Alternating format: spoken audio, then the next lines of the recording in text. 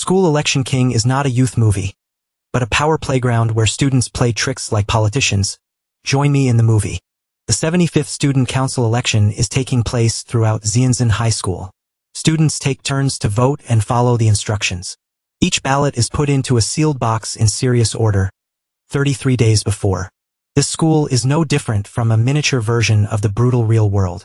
Even though everyone wears the same uniform, each person's position and faction are clearly divided, including the villain faction, which are the bullies, the majority faction, which are the average students, the minority faction, which are the nerdy smart kids, and some loners that no one wants to be near. And finally, the male lead Nozhun, the best student in the school but just wants to live a normal life like everyone else. He always lives properly, but because of a small incident on the bus, he immediately gets labeled as a pervert.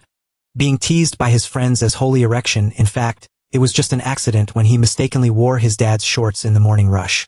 But disaster strikes when he is misunderstood to have an erection in front of a girl on the bus. From that day on, Nozhun was constantly made fun of, forcing him to live in seclusion. While sitting and eating, his childhood best friend, Ryan, the chicken addict, comes to tease him. Calling himself a best friend, he still carelessly jokes without thinking about his friend. Nozhun was so angry that he stood up, but unfortunately bumped into the beautiful girl Jukyung. The piece of chicken in his hand accidentally stuck to the pure white shirt of the girl nicknamed the nation's crush in school, but surprisingly, she wasn't angry at all. Si-hoon is sitting and confiding with his idiotic friend, and the content revolves around the fact that he is sad to death when he learns that Jukyung is dating a college student. Ryan advises the male lead to re-examine his personal charm because he doesn't seem to have anything outstanding. Si-hoon also admits that he has beautiful lips to the point that his friend has to avoid him immediately when he hears it. That afternoon, Si-hoon stayed in the music room to clean because the choir club has 2 practice sessions here every week, and that's the only time Si-hoon feels healed.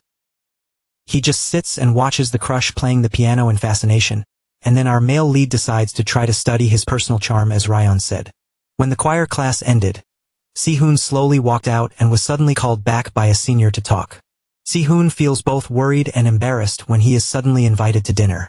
It turns out that this senior had Ryan show him a picture of Si-hoon being turned off, so he cared enough to ask. He even offered water to comfort him because which boy doesn't have a hard time like that? He also remembers when Si-hoon was the president of the whole school in elementary school, so he blurted out that his younger brother used to be so famous but now he's so pathetic. After that, the senior invited Si-hoon to run for the student council to rebuild his lost image. He explained that Si-hoon used to be good at studying and had achievements, so he is very suitable for this role. Not to mention that every time he practices choir, Si-hoon is the first to come to clean, so he is praised for being diligent and trustworthy. This senior, in the name of the vice president, strategically invited him, and our male lead nodded in agreement. At first, he was a little hesitant because he was worried about not doing well, but with a flood of reasoning from the senior, he suddenly woke up, and he happily got on the bus and opened the window, breathing in the sunlight as if his soul had been reborn. Being recognized by someone makes our male lead incredibly excited. And that night, Si-hoon began planning to squeeze into the student council and then confess to the beautiful school crush, Jukyung. In Si-hoon's eyes, she is perfect from every angle. Because Jaehyun was causing trouble in class, the two were kept after school to clean and destroy documents. Si-hoon is annoyed because his friend keeps spreading the picture of him being turned off everywhere. But this guy still proudly declares that the turned-off picture was his own doing, and it has nothing to do with him. Then the senior came to call Si-hoon out to discuss the election. And of course, Jaehyun has to stay alone and clean up the mess. That night at the tutoring center, he rushed to ask Si-hoon if he was really planning to run for election with Gond, the head of the choir club. But the rumor is that even the holy erection dares to run for election, which sounds absurd. Si-hoon can only say that it was because Gond insisted on choosing him to run together, so he agreed to participate, because at least he has experience as the elementary school president. So Jaehyun also asks to join the team in charge of supporting Si-hoon. But he gets a lip purse from his own friend for the crime of showing the turned-off picture everywhere. Jaehyun comments that Gond is a true celebrity because the principal's family gathering last time was held right at his restaurant. Jaehyun knows about that because he participates in all the group chats related to this school. Then the two guys drink a few Yakult yogurt drinks like celebrating comrades. They are sitting and chatting about the election when Sanghwin suddenly appears from the next table. He is a super handsome student, famous for being outgoing and having a great influence in school. Sang-hein comes to greet the two of them just because he overheard the phrase holy erection. And then he generously invites the two to eat fried chicken to warm their hearts. Wherever Sang-hein goes, the girls on the street bow politely. Meanwhile, Si-hoon is trying to brace himself, reminding himself that he can't let the free fried chicken pieces shake his will. Especially free fried chicken, because just taking one bite is like giving your soul to the other side. The two guys are eagerly discussing which high-end chicken brand they will get to eat when Sang-hein stops right in front of a street-side grilled skewer stall.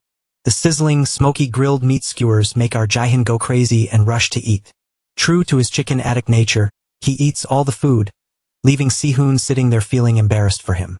While they were chatting animatedly, some other kids came up and asked Sang-hoon who these guys were.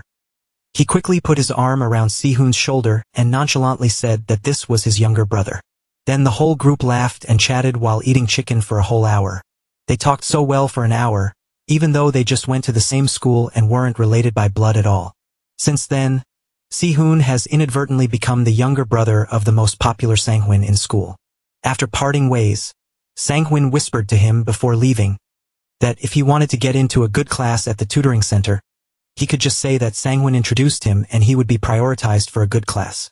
As soon as the tutoring center dismissal bell rang, Si-hoon ran desperately to find the toilet. But because the girls were gossiping in the first floor toilet, he had to try to run to the second floor to find a place to relieve himself. Unexpectedly, he ran into that thug-like guy standing guard at the door, warning people not to sneak in. Si-hoon was so angry because even a guy shorter than him dared to look down on him, so he was extremely frustrated. As he was turning back to class, he suddenly heard a sound coming from the toilet. It turned out that Sang-hoon was teaching the thugs a lesson for smoking in the toilet. One of them even had his glasses broken, which was satisfying to see. Si-hoon laughed as if he had won the lottery because the guy he hated was being beaten up, and just then, Sang-hoon caught sight of him and called him over. Seeing Si-hoon walking with Sang-hoon, the thug group could only glare angrily. Sang-hoon heard the news that Si-hoon was planning to run for election with Daegon, so he asked him, "So you have ambitions too?" Huh? He was a bit stunned, not knowing how to react, so Si-hoon explained to his senior. After listening, Sang-hoon laughed and said, "Oh my god, that guy representing the school?" Then he put his arm around Si-hoon's shoulder and walked on as if nothing had happened. From the moment he entered the election race, Si-hoon's relationships gradually changed. It must be said that he started to have a slight aura until he held the report card in his hand, and the smile that was blooming immediately disappeared.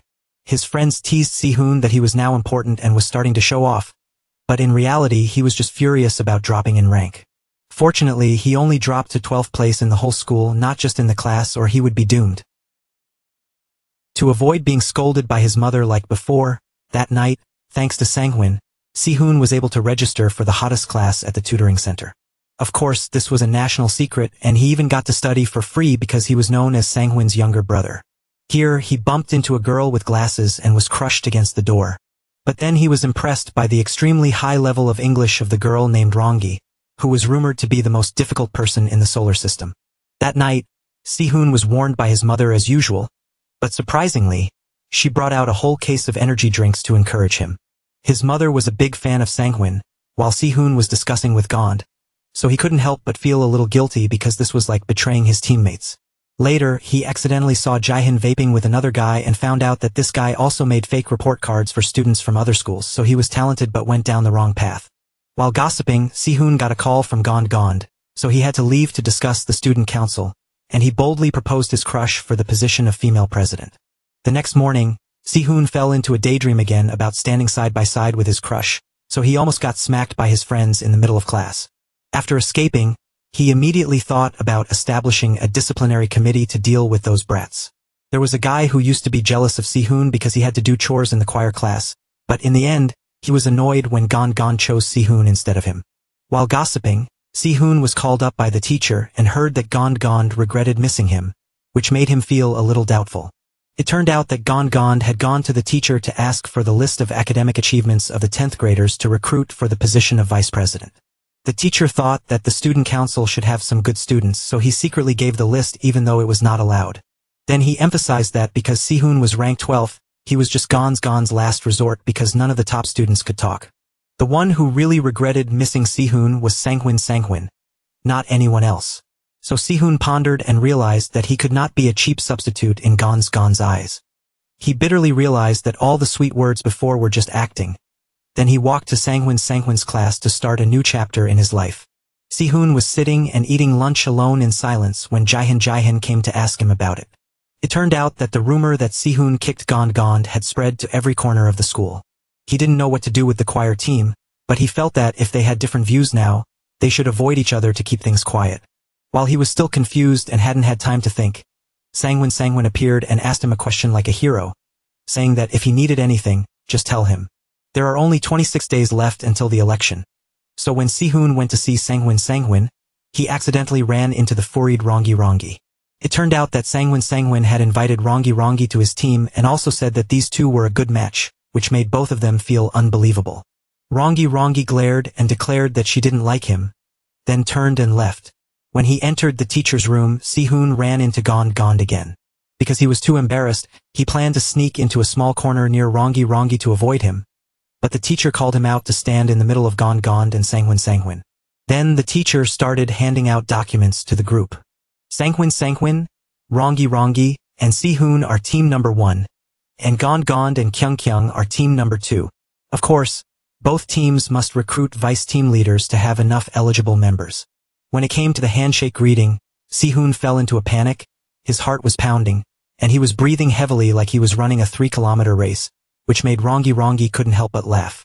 Sangwon even intended to take him to the medical room, but Sihoon immediately refused because he was too embarrassed.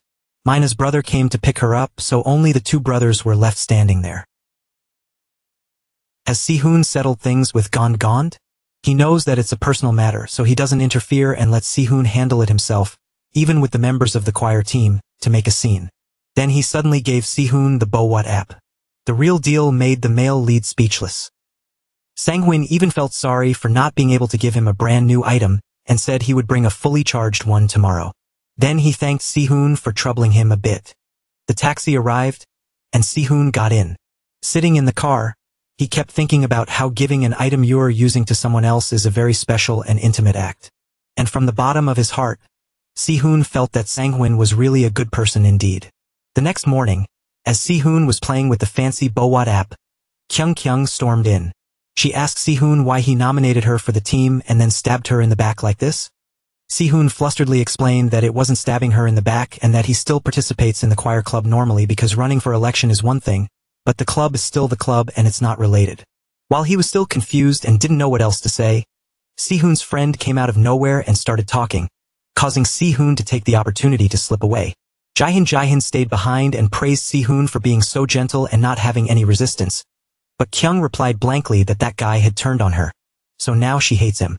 Just then, 2 other guys came and asked Sihoon to eat chicken, and the guy's face went blank, not knowing how to refuse politely. Teacher Jihan seemed to be widely known, so Kyung was a little surprised and blurted out a compliment. After complimenting, she realized that this guy had been here for 17 years and had participated in 63 group chats, so he really is a master of integration. Kyung then asked Jihan if he had been a class leader before, as if she was planning to pull him into her group. In the class leader Haben was showing her power to Sihoon, saying that even if you become the vice president in this class, I'm still the boss, so don't even dream about it. Sihoon was embarrassed and could only rub his nose and quietly let it go. But just then, Haben spotted the Apple Watch and screamed as if she had struck gold, causing the whole class to crowd around and look. Sihoon shyly admitted that he was given it as a gift and didn't want to be misunderstood as a rich kid showing off. A friend who didn't know the immensity of the sky and earth even took off his smartwatch and put it on his hand as if it were his own. While everyone was admiring in awe, Sangwon walked in with a radiant aura, causing everyone to scatter like the tide rising. It turned out that he brought the charger and full accessories for Sihoon. Seeing his friend wearing someone else's belongings, he only gently said never repeat that trick again. Then he turned to tell Sihoon to meet him tonight, causing the whole group to freeze for another beat because they were so admiring. That day, Sihoon received a message telling him to resolve things definitively with Gond, so he went to the music room. He stood outside and listened to the whole conversation between his crush and Gond. Basically, the two of them were bitter because they felt stabbed in the back. Meanwhile, Sihoon was bitter in a different way because he thought those two were crying as if they had lost their savings because they missed him. Who knew they were happily discussing their own affairs, making him want to boil with anger. Then Gond suggested the name Kyung-tae, but Kyung gave another name. This cautious girl even said it wasn't convenient to talk here, so she suggested whispering for safety. That night, Si-hoon accidentally walked behind 3 girls who were gossiping and heard them trash-talking Rongi terribly. Standing next to Sang-won doesn't make him any cooler, and his personality is criticized as extremely bad. Si-hoon coughed a few times for show, and they immediately parted ways, making him feel incredibly awesome, like a gang leader on patrol. While he was excited about that feeling, they turned around and mocked him, causing the smile on Si-hoon's face to disappear like a light being switched off. As soon as he got home, he received a phone call from someone who wanted to meet, but Si-hoon postponed it. Oh, it's not a stranger, but Sang-won's family business, folks. This house is so fancy that it has 2 separate basements. Si-hoon was led to his own room, which is equipped with state-of-the-art furniture and is completely soundproof. Sang-won even gave him a card that looked just like a credit card, which he could use to enter and exit freely. As for Rongi, she only comes here for meetings because she thinks home is still the most comfortable place. From now on, this place officially becomes the group's headquarters, and Si-hoon has full authority to use it like the owner. Rongi was also present, so the group started the meeting. As soon as they entered, Sang-won warned them to smile at each other to be friendly and not cause trouble. The other 2 agreed, saying, "We're not looking for trouble." Seeing Rongi's slightly uncomfortable face, she lightly said, "If I find it funny, I'll laugh too." Sang-won then showed a picture of Si-hoon being slapped, which made the other 2 giggle for real. Then the group started going over their campaign platform. Basically, regarding academics and such, Sang-won turned to directly ask about the 2's academic situation. Rongi immediately revealed that Si-hoon had messed up this time, which made the 2 argue again, causing Sang-won to laugh until he was breathless. After that, Sang-won wondered if the things Si-hoon was doing were similar to the Goldie teams, but Si-hoon affirmed that they were completely different and even had screenshots of messages as clear evidence. The next morning, Si-hoon went to ask his classmates if they found anything inconvenient, and the bookworm stood up and said he didn't want to listen to the loudspeaker during lunch anymore. He also suggested that those devilish troublemakers stop jumping around wildly in class. All of them were properly noted by Si-hoon, which made the class leader nod in approval, finding it pretty good. While he was hiding in the tense atmosphere, someone came to ask Si-hoon to vote for him for a position in the choir club. Before he could breathe, another person came, which made the class leader exclaim, "You're so famous today." The group was discussing enthusiastically about Si-hoon receiving a watch from Sang-won when Kyung suddenly stormed in to find Kyung-tae because he dared to draw a teasing picture of Kyung playing the piano. Kyung-tae couldn't argue because the picture clearly had his name signed on the back. Kyung-tae glanced at Si-hoon for a signal, but Si-hoon immediately ignored the look. Even more stressful, the teacher compared the signatures and confirmed that it was indeed Kyung-tae's handwriting, which made his face freeze like a dead fish. Faced with Kyung's eyes that were shooting sparks, the boy could only be awkward, not knowing where to hide. Kyung-tae's expression was clearly tense and pitiful. Then the whole class burst out laughing, and the teacher said he was lucky not to be disciplined. Kyung-tae angrily ran to blame Si-hoon for intentionally messing with her, but Si-hoon just said "I forgot" and turned away without arguing. Kyung-tae immediately retorted with a bitter comment that no one could trust the words of a betrayer, which made Si-hoon furious. The whole class started to join in, joking about who would win or lose in a fight between a coward and a pervert. In the end, Si-hoon chose to endure the humiliation and left the class amidst laughter and gossip, leaving only the sentence "Kyung-tae, you win," as if ending a painful chess game. After that, Kyung-tae had to kneel down to apologize to Kyung under the strict supervision of the teacher. Time flew by quickly, and finally the day came to elect the new choir club leader. Everyone was buzzing about how Gond would continue to hold the position, but then Gond unexpectedly nominated Si-hoon himself and said many complimentary things about him. Si-hoon initially intended to raise his hand to nominate his friend, but when the teacher asked if anyone had any opinions, that guy shook his head, signaling no, which stunned him. While things were as tense as a bowstring, Si-hoon received a message from someone that made him look at his phone pensively, and then he was suddenly called up to stand next to Gond. The whole class clapped gradually, and Gond patted his shoulder, saying Kyung has forgiven you a long time ago. But Si-hoon immediately brushed this brother off, which infuriated him because he thought Si-hoon was still being difficult. Si-hoon spoke up, "I'm very embarrassed that Kyung praises me like that, because I can't do anything for this club on my own. Moreover, I sing so badly that I want to cry, so I would like to nominate my friend Weejin. The whole class clapped non-stop as Weejin stepped up to give a short and clear speech, declaring that he was ready to run against Gond. Gond still stood there looking at Si-hoon with a bitter and resentful gaze. At that moment, Si-hoon received a message from his homeroom teacher and his family, saying that everyone hoped he would give it a try. If possible, contact and talk a little after the meeting. Initially, Si-hoon joined this club only because of the beautiful seniors that caught his eye, and he could sing freely without anyone discovering his terrible voice. But today, Si-hoon decided not to accept the praise just because he knew he couldn't bow down anymore and asked to stop at the peak of his brilliance. After that, Si-hoon met Jae-hin to talk things out clearly. Basically, Jae-hin had heard something from Gond, so he turned around and joined his group. Si-hoon thought it was because Gond personally came forward to persuade him. Little did he know it was the beautiful Kyung who took action. Jae-hin even thought that Gond was embarrassed to face Si-hoon, so he had to ask someone else to speak for him. Now, that guy Jae-hin is starting to see the importance of grades for the future. Si-hoon immediately lectured Jae-hin a little because he had reminded his friend to study hard countless times before. But now he turned around and betrayed him like a TV drama. Seeing his friend showing an attitude, the male lead was equally annoyed, so he said frankly that he didn't feel guilty at all, so don't act like that. Jae-hin then explained that the teacher and his family all agreed that this was a good opportunity. Even if I fail, they'll still have something to write on my resume. Then Si-hoon retorted that the guy who I always buy chicken for and bring it to him, but now he stabs me in the back, is beyond saving. Jae-hin quickly defended himself, saying that it's an election, everyone has the right, there's nothing wrong with it. But the problem is that a guy like him doesn't have the qualities to be a role model for anyone. With only 22 days left until the election, Sang-win also knew that Si-hoon had left the choir club. He felt a little sorry for Gond, but Si-hoon said frankly that he should have left earlier.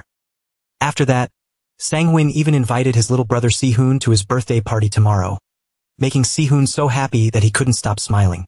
Because he didn't expect someone as ordinary as himself to be invited to a party with his senior.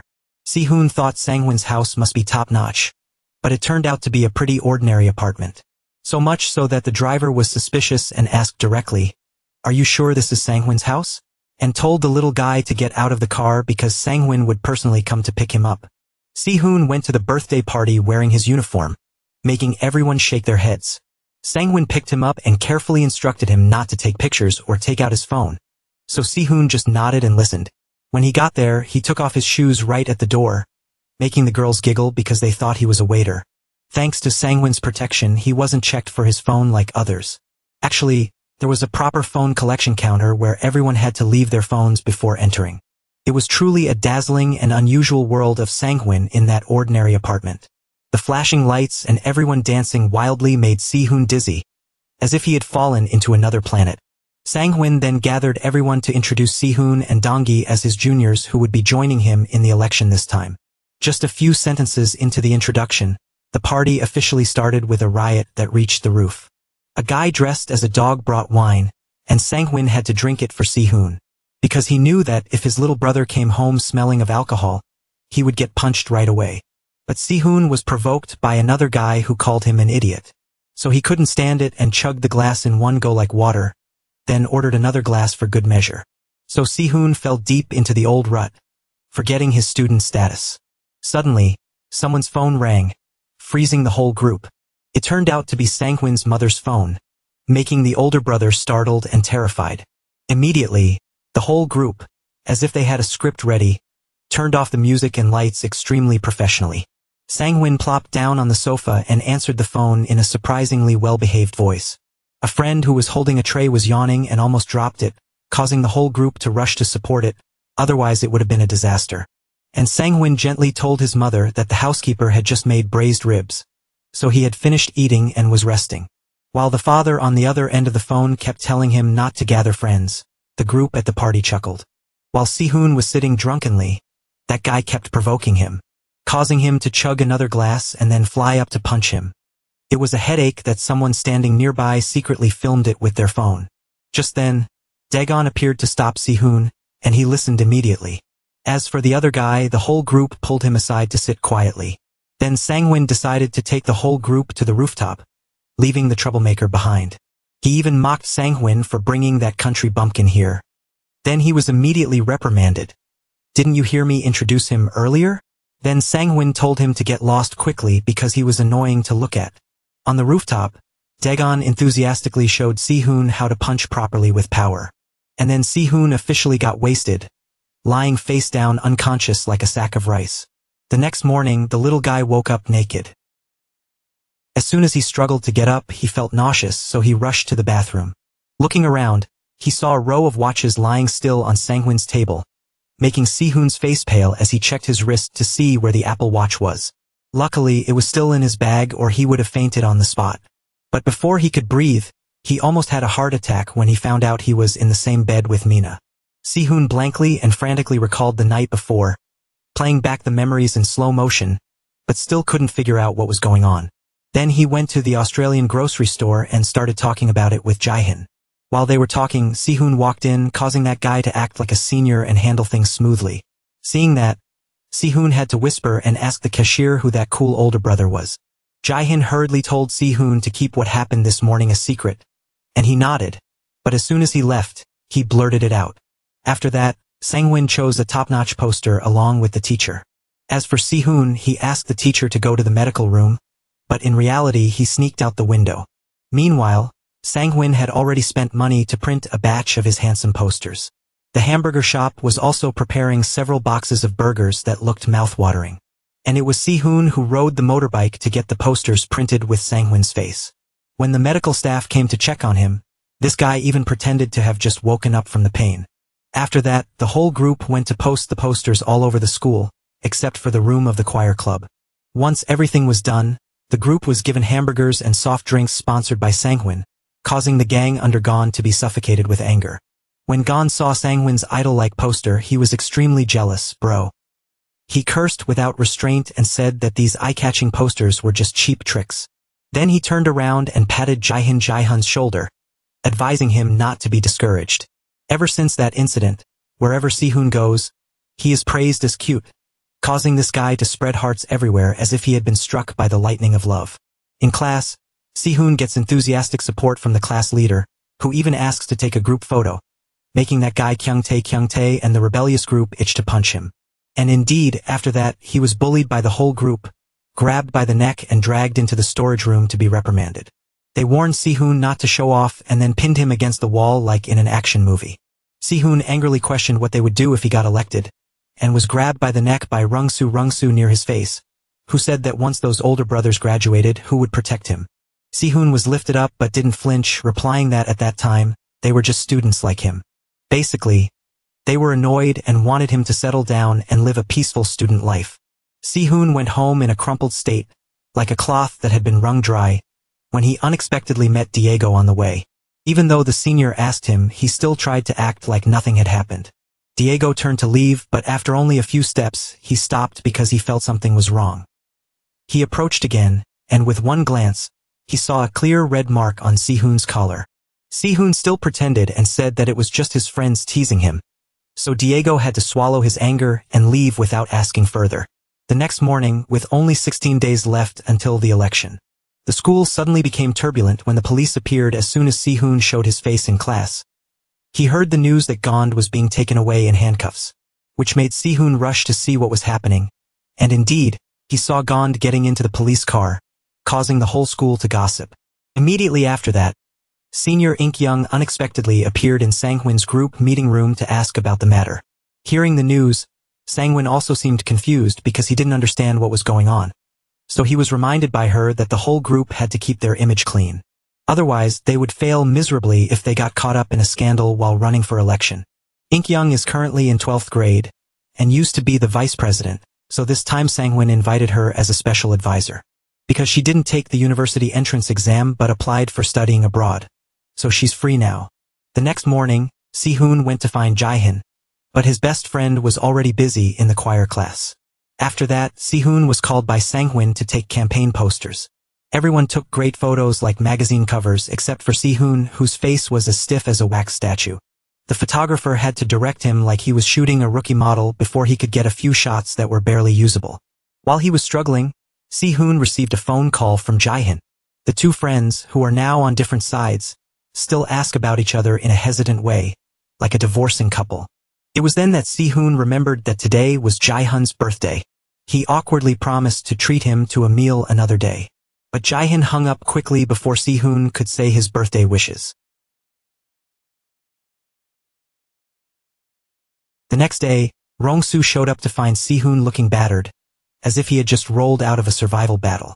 He was bitter because he had been beaten up by Daegon, but the specifics of what happened were still a cosmic mystery. Rong-soo suddenly declared that he would be Si-hoon's personal bodyguard, making the whole class feel dizzy as if they had accidentally drunk an energy drink.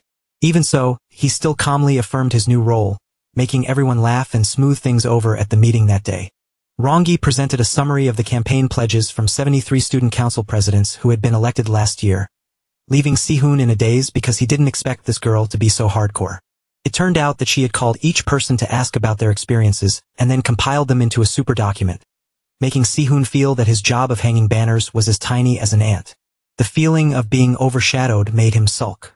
Then he argued with Rong-gi when she suggested cooperating. Si-hoon was annoyed because he wasn't sent any files, so he got angry and snapped.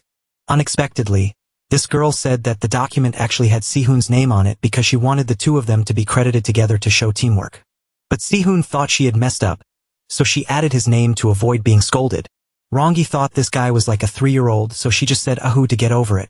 The next day on TV, Gon suddenly appeared not because of a drama, but as a person who made great contributions to catching criminals. He was even presented with an honorary citizen award, causing the whole school to start looking at Gon with adoring eyes, like a national idol. Si-hoon saw that scene and his face was as long as a cutting board.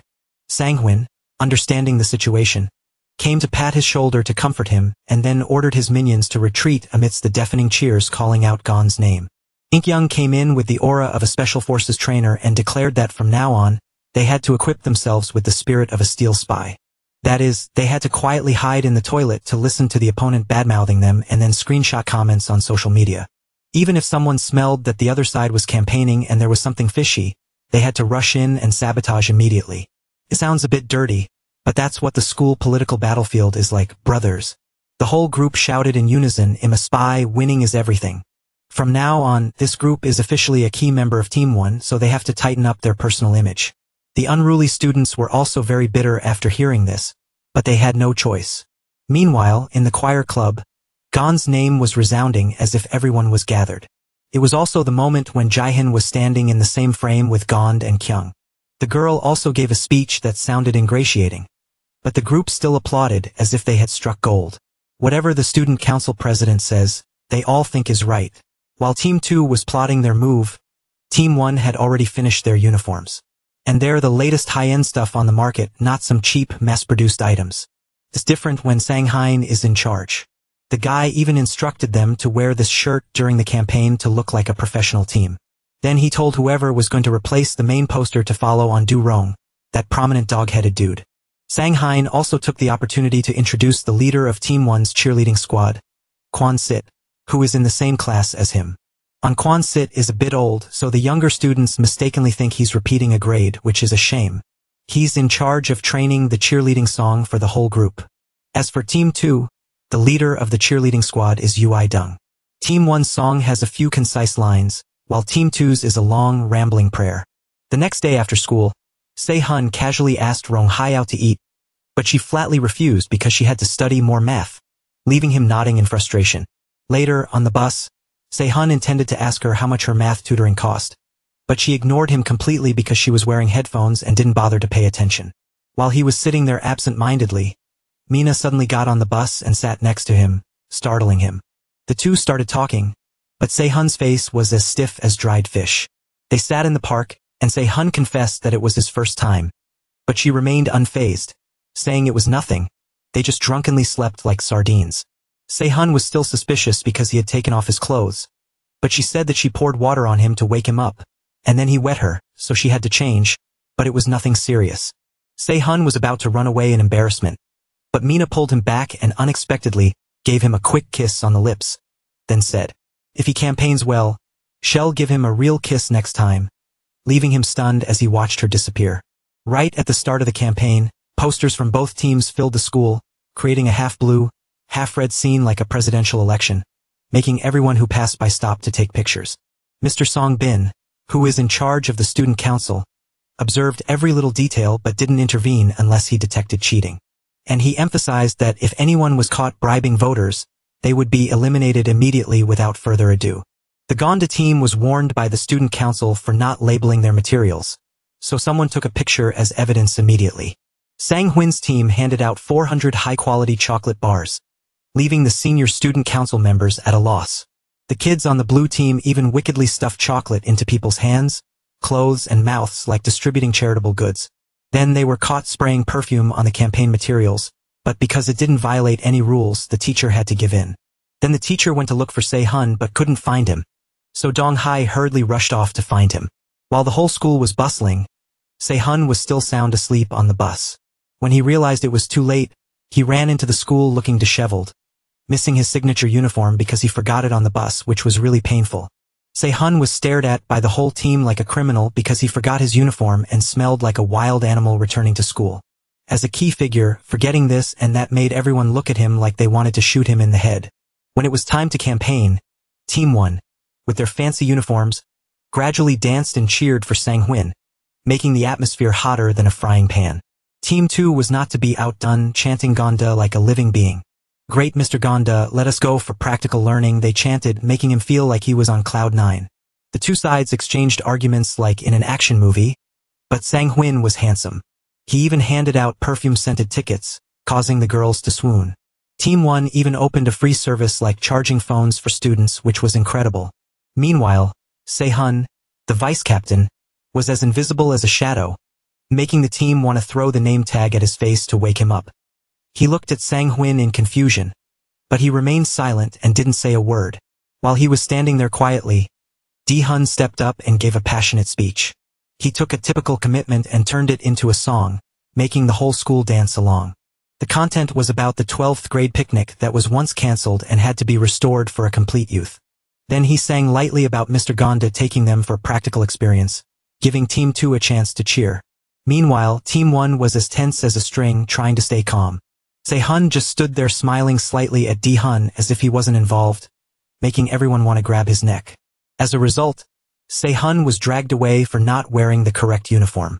Gonda and Sang Huin immediately engaged in compliments, just like chairmen meeting each other. The preparation must be hard. Then Sang Huin's face turned pale, as if he had just missed a heartbeat, making everyone suspect something was wrong. The school had a news bulletin run by the Furid Rongchan as editor-in-chief. It reported hot news about the student council election, which was only a few days away from ending, along with a series of brilliant achievements on the first day of campaigning.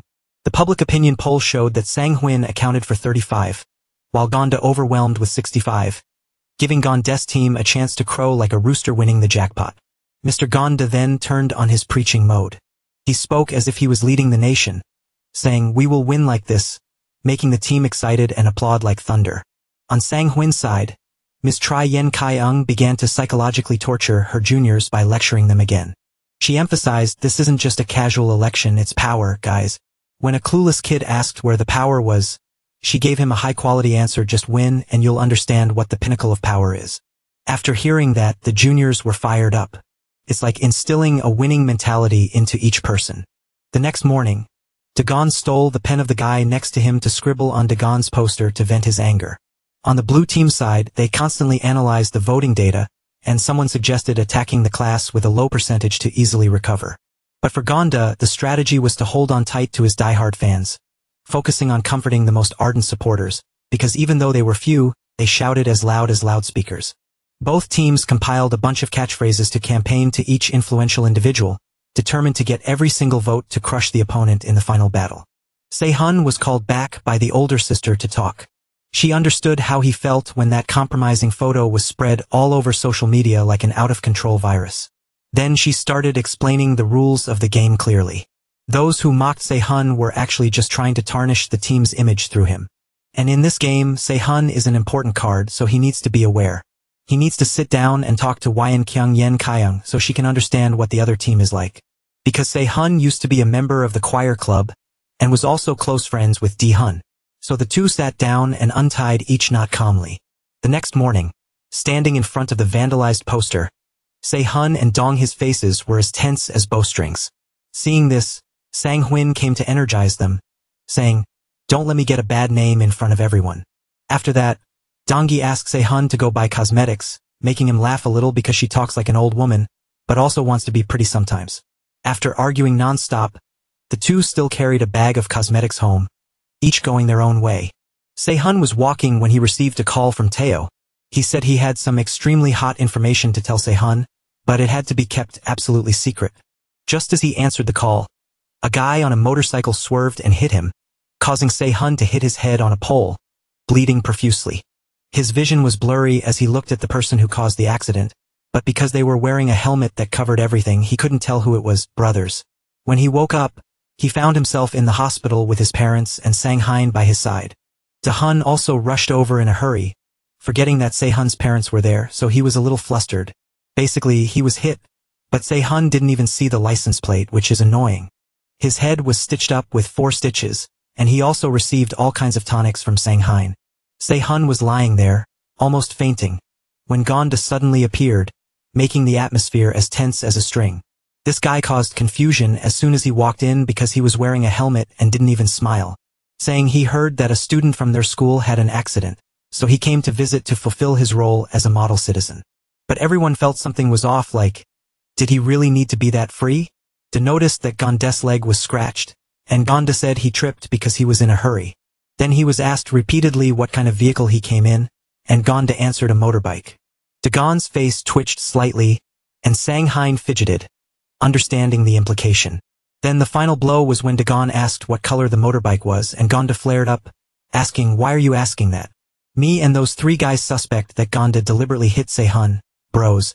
With only 5 days left, both teams are rushing to call for votes. Then the class monitor was about to faint because there wasn't a single camera in the apartment complex. The whole group had to go down again to help Se-hun put on makeup to make his face less scarred after the accident. The class monitor even twisted her neck to blame Bong-soo, like what kind of bodyguard was he to let someone run into him like that? Then this guy strained his neck and said, "Is he the president or something to be escorted to the door?" Sang-Hein came over to ask his little brother if he was still in pain, but his head looked like ripe fruit wrapped in a mesh bag.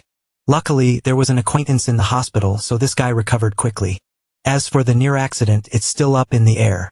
Even though they put up banners looking for witnesses and stuff, it's still silent. Later, the whole group went down again to help Se-hun curl his hair and style it meticulously like he was about to debut. The fact that Se-hun fell and was being pampered like an egg made Team 2 panic. They couldn't believe their eyes. Each of them whispered, saying he probably fell on his own. What kind of injury could it be? He got 4 stitches, but they said he looked so neat. What kind of bandage is that? It's like he's cosplaying. They even affirmed that the injury was as light as a scratch. But he deliberately played this trick to get pity from everyone. They even suspected that the accident was fabricated to get attention. From that guy's mouth, Tae, the whole group started arguing loudly about whether Se-hun's fall was real or fake. While they were hiding, Dong-hai walked into the school without glasses, making the boys stunned because she was so pretty. Only Se-hun still had a poker face like a stone statue after several ups and downs. At that time, the cultural activities between the two teams were also burning every minute to get votes from each person. Sang-Hwin even announced that he would bring a royal coffee chain to the school every month, serving iced coffee with milk and sugar, all kinds of things. Hearing that, the whole school was buzzing, and the two sides confronted each other with shocking media campaigns. And then the support rate for Sang-Hwin jumped to 47, while Gonda dropped to 53, making the red team's mouths twist. Then the red team staged a rain scene like a TV series to campaign for votes by promising to install umbrella distribution points in the school, and asked the school to allow them to wear sandals on rainy days to avoid wading through water. But it turned out that they splashed water on themselves to pretend it was raining, which was really something. That scene made Sang-Hwin freeze for a moment, not knowing how to react. Bros. They even kept singing the Gonda song, which is the pride of the school, making the atmosphere as lively as a music stage. Gonda was handing out umbrellas to everyone in dry weather, not when it was rainy. But this afternoon was still effective because Sang-Hwin's approval rating dropped to 41, while Gonda soared to 59. After that, Se-hun passed by the stairs and saw D-hun surrounded by friends like a star. When they saw Se-hun coming, they automatically retreated. The two awkwardly asked each other about the accident, sounding as stiff as rice paper that hasn't been soaked in water, so Se-hun quietly turned away. Just as he turned, Tri Yen Kaiung stepped forward and said coldly that he seemed a bit too casual with Di-hun. Seeing them like a newlywed couple made Se-hun speechless and stunned. Just then, Teo appeared and said he had something to say. So the two went to the library, and Teo said he had met with the singing teacher because he felt it was unfair. He wouldn't have cared if he hadn't seen his name being dragged into it. But that day he saw a ranking of the top 15 most influential people in the school. Someone made it, and Teo took a picture and showed it to Se-hun. In it, there was a line as harsh as a slap in the face, saying that Se-hun could be used to gain sympathy votes. Then, when Gonda suddenly walked in, Teo blinked and disappeared, leaving Se-hun standing there, furious at that sympathy comment. He was so angry that he wanted to punch Gonda, but then he remembered that he was as weak as a kitten, so he just punched the wall to vent his anger. Unexpectedly, his hand hurt, and as he was panting, he received a call from Sang-hwin, so he hurried away. Se-hun and Sang-hwin went to watch Gonda's team filming and acting like TV stars. Thanks to the title of citizen police, they were now being interviewed properly. Gonda answered every question smoothly. The followers behind him clapped like chickens pecking rice. Their script was as smooth as salmon oil, and Sang-hwin shook his head and left halfway through. But Se-hun stood there, looking at his friend Di-hun and smiling as if he was secretly supporting him. When Mr. Sang-hwin passed by, he quietly left to avoid embarrassment. Because as a member of the blue team, watching the red team campaigning would easily get him scolded, bros. The next day, Gonda's team made a series of life-size posters and brought them to the teacher for approval. The teacher was praising them when Sang-hwin opened the door and walked in. Making Tri Yen Kaiung retreat as quickly as a lizard, Sang-hwin claimed that yesterday's filming was against the rules. But the teacher said the principal had nodded, so it should be okay. Sang-hwin was not convinced because the other team used media to manipulate communication, which was clearly wrong. He also blamed the teacher, saying that the committee in charge should have checked carefully. The teacher defended himself, saying he only heard about it passively last night, so Sang-hwin lowered his voice several times to keep an eye on Zoom. Reaching the door, Se-hun followed him, begging to do the same. But he's just good at talking, he doesn't dare to do anything. So Sang-hwin leaned close to his ear and said straight to the point, do something, don't just stand there staring like an idiot. Se-hun felt embarrassed and annoyed, sitting on the bus and grinding his teeth like he wanted to eat the whole armrest. Then that night, Se-hun sneaked into the school and ran like crazy. It seems like he sneaked into the school and destroyed all of Gonda's printed images, bros. Turning around, he pulled something out of his leather belt like a knife, not something to burn. Until the security guard patrolled and saw that every image had its eyes gouged out, red like crying blood.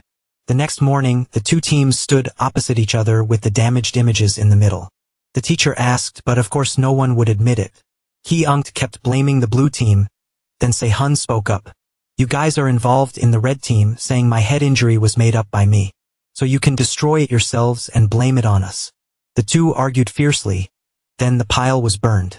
The teacher wants to check the cameras and warned that whoever it is will be disciplined. Making everyone silent, no one said anything more. After it was burned, everyone quickly left and Gonda called Ki-unk back. He scolded Ki-unk for speaking rudely in front of the teacher. Ki-unk wanted to explain, but Gonda slapped her because he was worried about his team's image. After that, Gonda's team put on a show, carrying Gonda's picture like a funeral procession. Both teams decided to be silent except for Ki-unk, who spoke up. And she wore a suit like in a funeral and spoke up. Today, with a grieving heart, I propose inviting OIG, a supporter, an experienced person like Gonda. And again, calling on everyone to vote for the sightseeing spot they want to go to. Team 1 also lived up to the students' expectations and distributed wristbands, then announced that it could become a smartwatch provided to the whole school. He will support it wholeheartedly, like my team has money. Then everyone cheered for Team Number 1, gradually. The group had the representative Kwon Bzz shave his head to create an image, which made the current rate to 41 for Sang-hwin, 48 for Gonda, and 11 against. Team 1 was still actively going to each class to campaign and shake hands with everyone. Everything was going smoothly when someone screamed loudly, causing Se-hun to run like the wind to the front of the cafeteria. Turned out that Ki-ung-tae was exposing Se-hun, bros. This case was due to a revealing drawing during a recent club activity. Although Ki-ung was playing the piano with friends in the choir club, the drawer was Ki-ung-tae himself. Then he passed it around for others to see, and now it's all being blamed on Se-hun. Claiming that he spread the photos everywhere, while he obediently apologized to Do Ki-young and cleared his name. But in reality, Se-hun was the one who was uncomfortable and stopped them. Now he's taking the blame and no one believes him. It's so sad. Even Sang-hun is stunned and doesn't know what to do. Se-hun was so angry that he went to find Ki-young-tae, and Sang-hun's approval rating dropped to 32 at this time. Se-hun grabbed their umbrella and was about to smash it when he ran into Gonda, who was already waiting. He glared as if he wanted to swallow him whole and then had to return the umbrella. Luckily, Gonda stepped in early, or there would have been a light murder case. Gonda then gave a clear order to go back to class immediately. Meanwhile, in another corner, Do Ki-young was scolding Ki-young-tae for doing something and denying it while crying like a victim. Little Ki-young couldn't stand it after hearing that and scolded him for being extremely selfish. How could he draw it himself and then drag Da-hai and Se-hun into it? Those two were dragged in, so they had to bear all the blame, and Ki-young started to realize things when looking at Ki-young-tae. Realizing that this guy was just trying to smear Se-hun, and that he would do anything for Mr. Gonda to crush that guy. Hearing that made her hair stand on end, and Ki-young felt like vomiting. She turned around and told him straight not to play dirty anymore. Doing that would only make people hate him more and wouldn't help. Meanwhile, Ki-young-tae was carrying a bag of dirty papers to throw away when he ran into Gonda. That guy patted him on the shoulder and encouraged him, saying he liked the tricks he played. Then he added that he was more important than those two combined, saying those two were just guards, and he was the shadow he would protect for life. Such sweet words made Ki-young-tae trust Mr. Gonda more than his mother's cooking. Episode 6. Yukian is sitting in a cafe with Gond, and before she even warms her seat, she's asked if she drinks alcohol. She shakes her head no, and then she's asked if she's going to the birthday party. At this point, Gond knows she went, so he glares as if he's been deceived. He starts suspecting Yukian of being a planted spy and demands to see her phone. Yukian pales and doesn't want to hand it over, but she still has to unlock it for him to see. Her hands are shaking, and she looks like she's about to cry. Guys. Gond scrolls through her phone like a detective and then gives it back to her. He unexpectedly calls Jaehyun from the next table, turning the cafe into a scene from a spy movie. Turns out, this guy was disguised and eavesdropping from the start. After this shocking reveal, Gond apologizes to Yukian for suspecting her. He also encourages her to focus on the election. Yukian is both crying and angry, feeling humiliated in public. In the end, Gond still has to sincerely bow and apologize. Then he turns to encourage Jaehyun to keep up the spirit and fight on par with everyone else. Cut to a strange guy dragging a red bag. Watching him climb the stairs, he looks like an old man with a hunched back.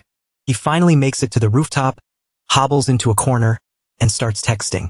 Just then, Jaehyun is on his way home when he vaguely hears someone say they have photos of that guy's drinking party. You know, they're talking about Sang-gyeon's party. They're also gossiping about renovating and connecting several apartments to make a penthouse. And there's also a scene of Jaehyun fighting in there. They're making up stories about Jaehyun drinking and causing a fight, not being hit by a car. Jaehyun is so angry he's about to faint. He hides in a corner to take photos and then shows them to Zegon. But Zegon immediately confirms it's not those two, but a university student. Jaehyun suddenly remembers that guy once asked to drop out of voting. Now he's all grown up and secretly filming kids. Unbelievable. Zegon is furious but remains silent.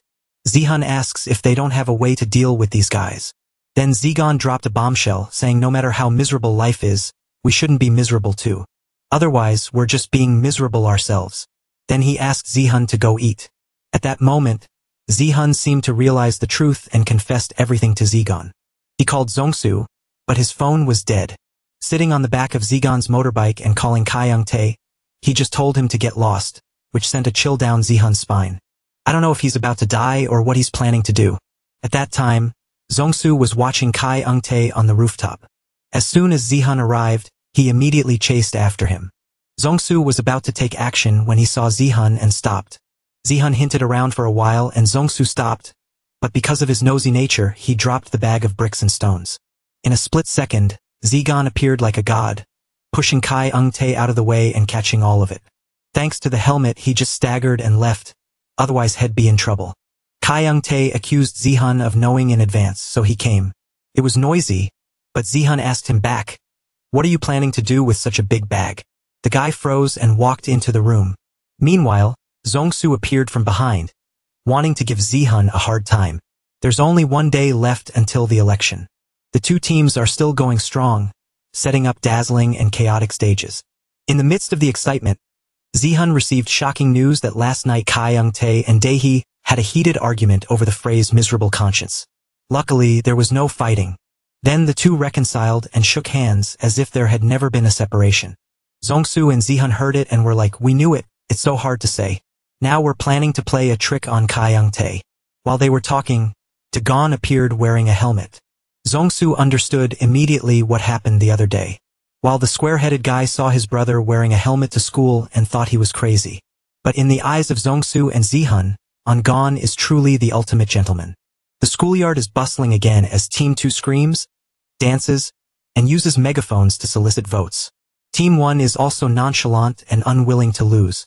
After Team 2's singing performance, Team 1 comes on stage and the music gradually rises.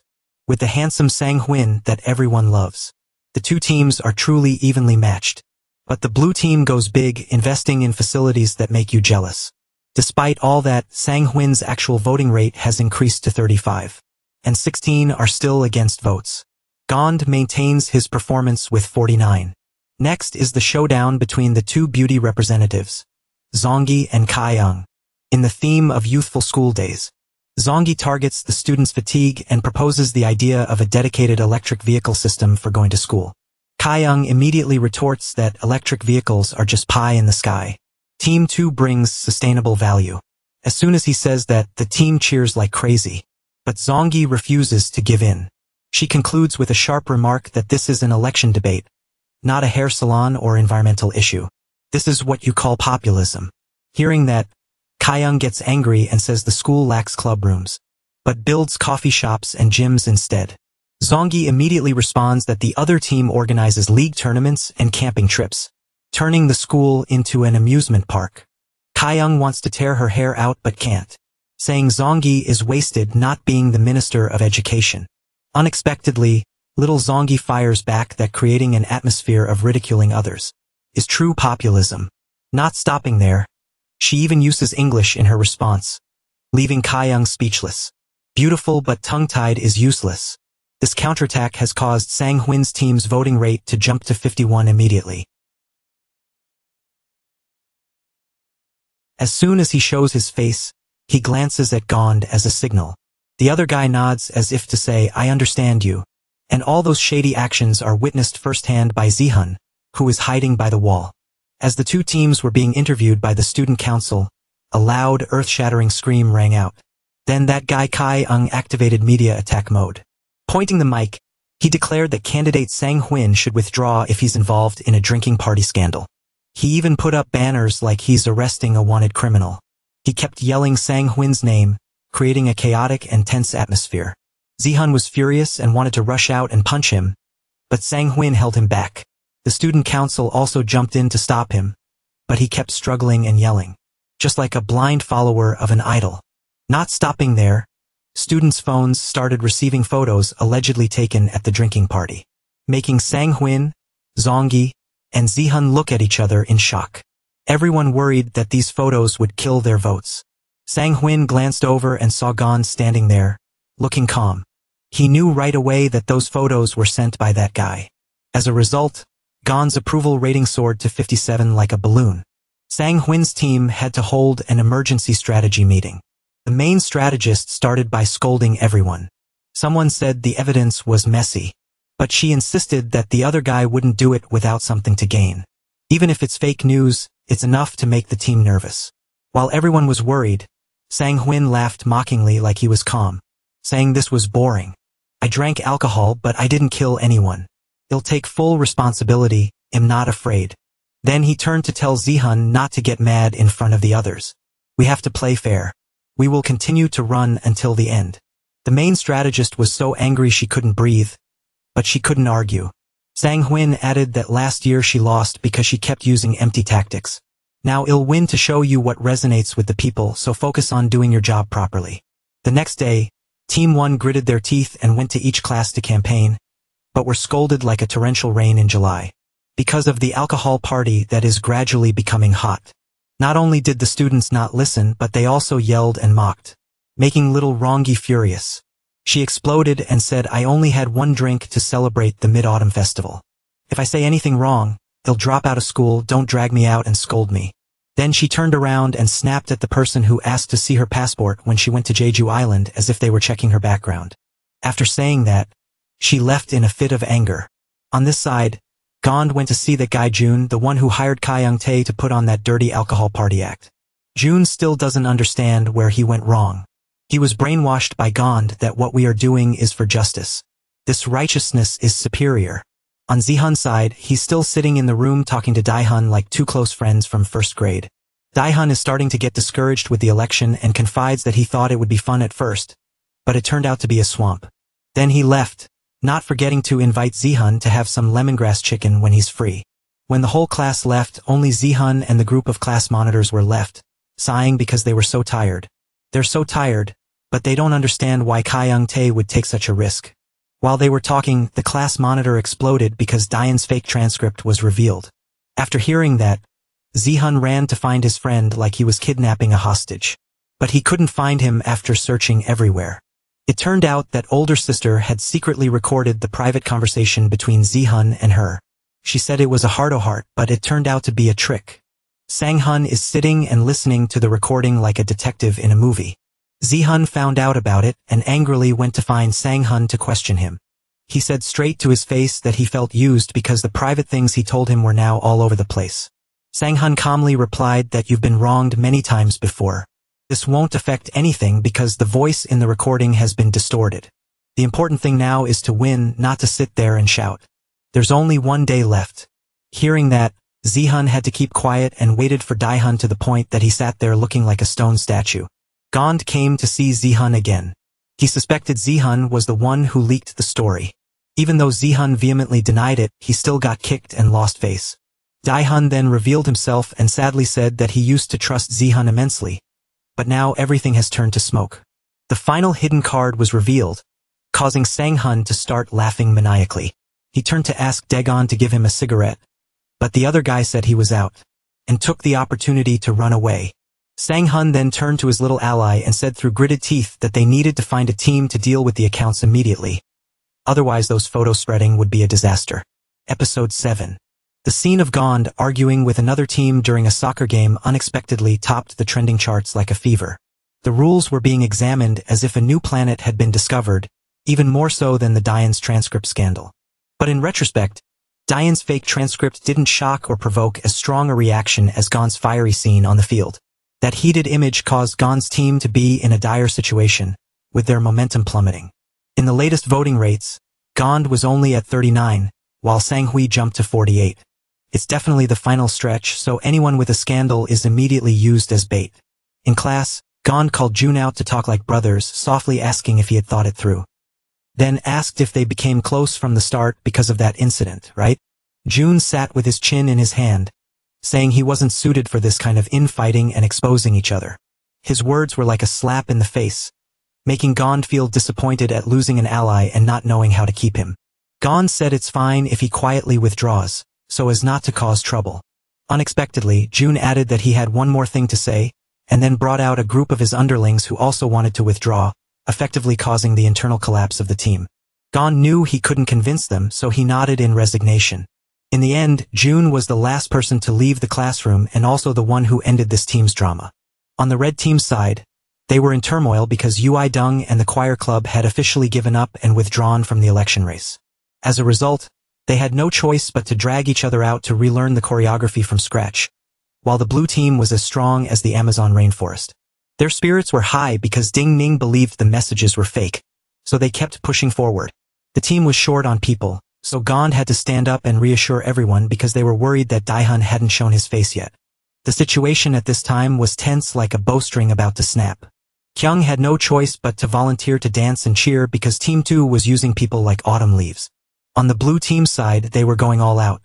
Zihan used himself as an inspirational example by transforming into a vivid ice sculpture to illustrate Team 1's investment in physical fitness. You got hit with 2 buckets of ice water but still stood there as if nothing happened. Got 4 stitches and kept going without fear. When interviewed, he was asked who he would challenge next. He glanced at Zihan, causing the other guy to say no with his mouth but dive in to take the ice like usual. Then the whole team jumped into the lake to play like a water festival. It was cold, but it was fun. Team 2 didn't give up at all, and Gond even gave a speech saying that if he was elected, students would escape the endless cycle of tutoring. We will ask the school to open 2 more clubs so we can learn without giving up fun. After hearing that, the pretty girls were impressed, so Gold D's approval rating jumped to 46, but still 2 points behind Sang-Hwin.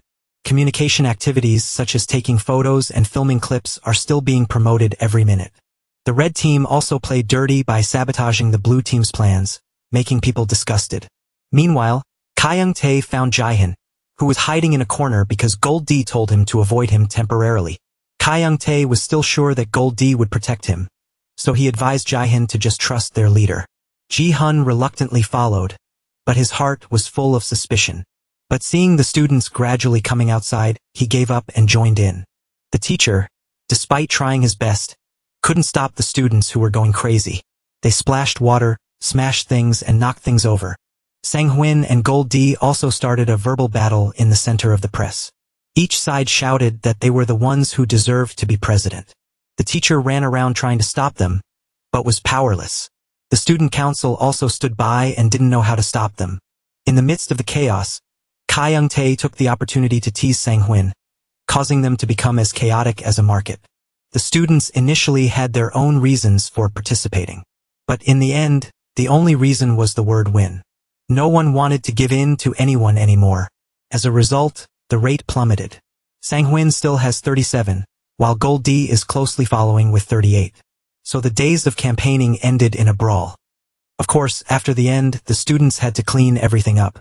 The teacher started advising them not to become teachers, it's so tiring. While they were suffering, the police arrived because of a report of assault. An Hee-chan was sitting in the car covered in wounds, making Sang-Hwin frown. It turned out that Sang-Hwin had warned the student to delete the social media account posting the photos. Then he sold his phone and computer at home to him. That guy still denied doing it, until Sang-Hwin said he had traced his IP address. Sang-Hwin said he would replace the phone for him, but he refused. So Sang-Hwin kicked the student and scolded D-Gold for just standing there. As a result, the student took a stick for self-defense. Sang-Hwin took advantage of the rain to kick away the student's self-defense stick. Then D-Gold kept punching him until he passed out. After that, the whole group took his phone to delete the photos. Sang-Hwin told D-Gold that he would send a lawyer so he should just go. Then D-Gold got into the car himself without saying a word, sacrificing for Sang-Hwin to be innocent. Then the voting day officially took place. Even though Gold D's team had a slight advantage, they were still as nervous as sitting on a fire. With only 2 hours left until the results were announced, Gold D had to go around encouraging the students with every breath. During that time, Sang-Hwin asked Ji-hun an old but profound question. Why did you choose to join my team? Then Ji-hun replied, can you distinguish between need and want? At that point, Ji-hun realized that the phrase need and want was what Sang-Hwin had said to the teacher. Even the fact that Sang-Hwin accidentally met Ji-hun at the convenience store was not accidental. It was actually because he was curious to know which kid Gold D had chosen to bet on this whole game. Sang-Hwin looked at Ji-hun and said, don't regret anything. Because if I win today, those who used to look down on you will no longer dare to look up to you. Then came the part where the teacher stepped out to give a long speech of morality like every school election season. Team 2 was the first to speak, so Gold D stood on the stage with the demeanor of a leader. He called himself the leader of Team 2 and thanked everyone from teachers, friends to the board of directors. The speech was beyond words. It sounded just like a real president's speech, moving the audience, and then he bowed and apologized, showing himself as tolerant, admitting his mistakes, and taking responsibility. Even more shocking was that Gond publicly called Kyung-tae's actions, his close subordinate, petty, despicable, and intolerable, and announced he would recommend disciplinary action against him. Kyung-tae sat below with a face as twisted as a deflated dumpling, unable to believe that the person he risked his life to protect would ruthlessly discard him like trash. Some people thought that this was something the two of them had discussed beforehand to look good. But in reality it wasn't. And Kyung-tae angrily left in a stifled rage that no one understood. At the police station, Zigon's mother was kneeling and apologizing to the student's mother. But that mother still didn't accept it because every mother loves her child. After that, Zigan himself had to bow his head and apologize to that student in silence as a form of atonement. Meanwhile, at the school, it was Sang Huin's turn to speak. As soon as he stepped up, the cheers gradually rose like they were cheering for a star. Sang Huin started with a sip of water as if to calm himself before finishing the battle. As he was about to speak, two strange students suddenly threw eggs onto the stage, causing Sang Huin to freeze completely, while Team Blue thought Team Red was playing dirty. Zhong Hai gave Zihan a handkerchief to wipe Sang Huin's face. And because it got wet, the iPad that was prepared for the speech also died. Sang Huin stood there like a statue because he was so embarrassed, while Zihan still stood in front of him like a human shield. Then he returned to his original position without a word of complaint. Sang Huin was annoyed, so he smashed the iPad that had just died.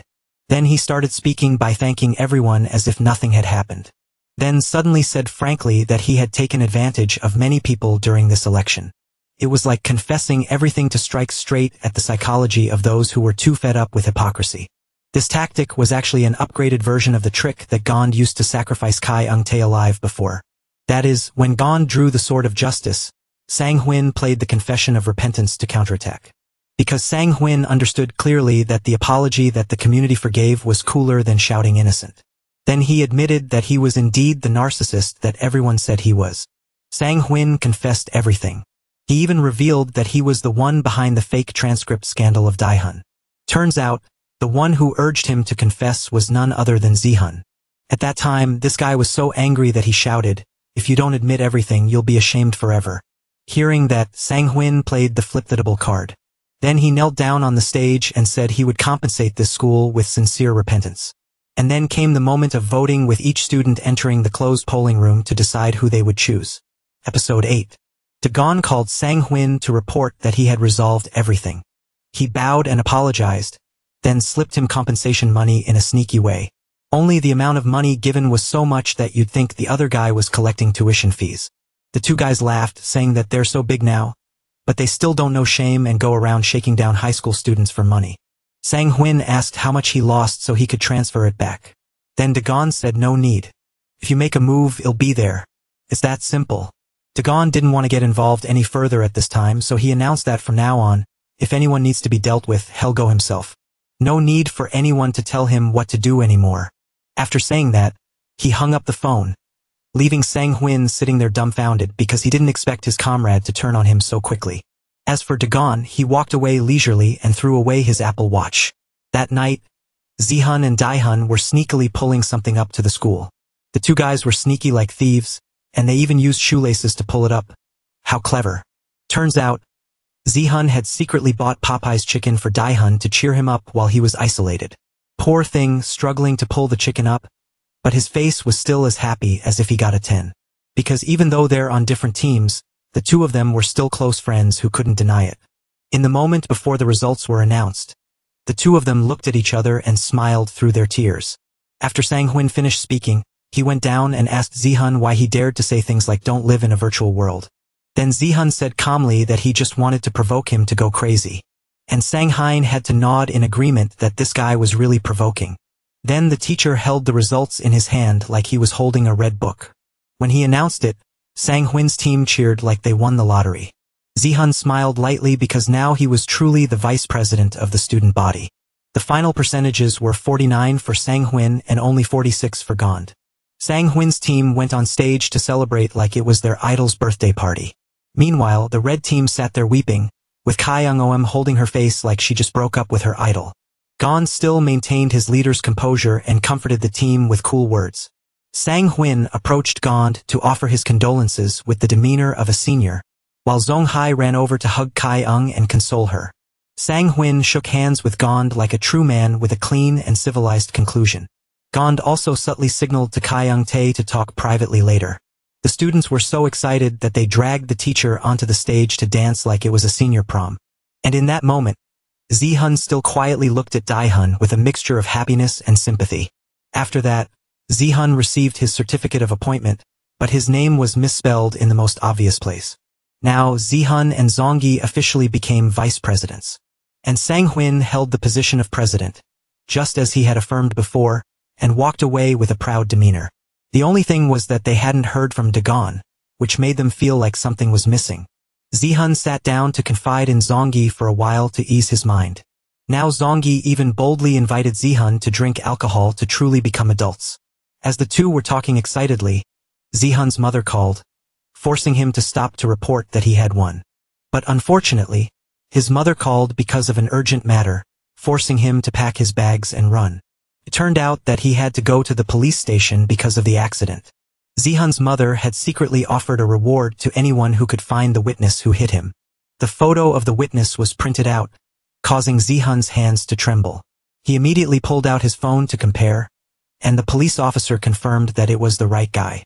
Zihan immediately ran to find the teacher in charge of the student council to explain. The teacher asked back and forth because the witness only said he was paid to do it or that there was some misunderstanding.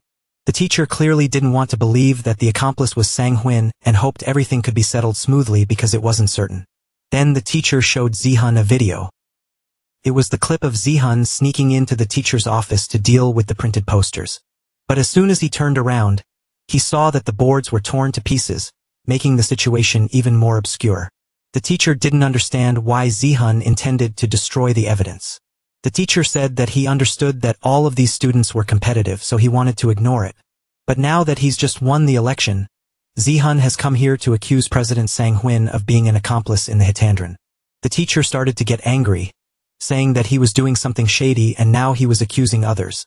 Being inconsiderate when had been let off the hook and kept trying to reopen old wounds. The teacher thought that Zihan's words were inconsistent, saying he had multiple personalities and was mentally ill, which made Zihan choke up and fall.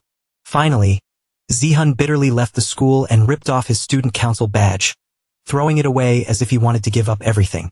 He passed by a photo shop and stood there reminiscing about the memories between him and Daihun. Then he hurriedly bought chicken and brought it to Dayan's house, hoping to apologize, but he didn't bother to reply to any messages. Zihan had to call Daihun, but he turned off the lights in his room, causing him to break down and cry on the street because he was sulking with his friend. Zihan didn't understand where he went wrong, so he decided to find the root cause of everything. He called Sang Huin, but he made an excuse that he had family matters. As a result, Zihan discovered that Sang Huin was actually holding a lavish party at home. Zihan tried to enter the house, but couldn't, so he sat down in front of the door. At that moment, Dagon unexpectedly appeared. When he was led to the upper floor of Sang Huin's house to quietly observe everything from afar, he took out his phone to record the whole scene. During that time, Sang Huin and his friends also inadvertently said words confirming that the Hitandran was real. Zihan angrily threw the appointment letter in Sang Huin's face. Sang Huin then guessed that the person who opened the door for Zihan was Dagon. Our main character questioned this older brother why he dragged him into that dirty business. But Zihan no longer had any respect for his older brother, and Sang Huin just wanted to rush in and beat him up. The two of them argued loudly, but Sang Huin stubbornly refused to admit anything. The more Zihan spoke, the more angry Sang Huin became, rushing in to punch him, causing him to bleed from the mouth. The girls around were scared and screamed loudly. Sang Huin said that he only saw Zihan as pitiful, so he pulled him in. You're worthless and just someone to be used once. So you should be grateful to me because I was the one who raised you to where you are now. Zihan was beaten black and blue, but still tried to pull out his phone.